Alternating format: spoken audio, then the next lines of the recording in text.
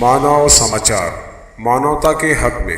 ताज़ा जानकारी के मुताबिक अब्दुल नाजिम पठान नामी जो लड़का था, उस लड़के की लाश मिल चुकी है। वो लड़का गालना का रहने वाला था। कल से दोनों बच्चे लापता थे। कल 2 बजे के आसपास ही उनकी तलाश जारी थी और करीब 24 घंटे के बाद उनमें से एक बच्चे की फ़िलहाल लाश मिली है। वो लाश यहाँ पर सिविल हॉस्पिटल लाई गई है। बाकी की जो भी अपडेट है मानव समाचार आपको देता रहेगा। अब तक की जानकारी के मुताबिक अब्दुल नाजिम पठान नामी जो बच्चा है, गालना का रहने वाला है, उसकी बॉडी मिल चुकी है, उसकी लाश मिल चुकी है। ये जब मैं सुबह 8:30 पौने 9 बजे के दरमियान नदी में आया तो मैं अकेला बैठा था।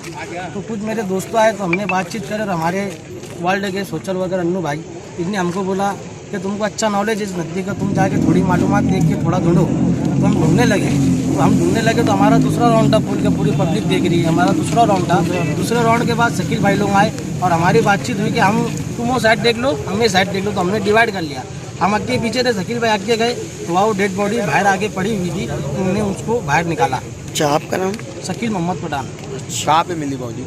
ये काका ने डेडर के पीछे जो नाले के पास से नाले के पास नाला है वहाँ होटल था ना, नाले के ऊपर आ गई थी, साइड में आ गई थी वो। अच्छा, किले वाले भी ढूंढ रहे हैं। किला ग्रुप सब नहीं, जो एक तो ग्रुप मदद कर रहा है। सब पे सब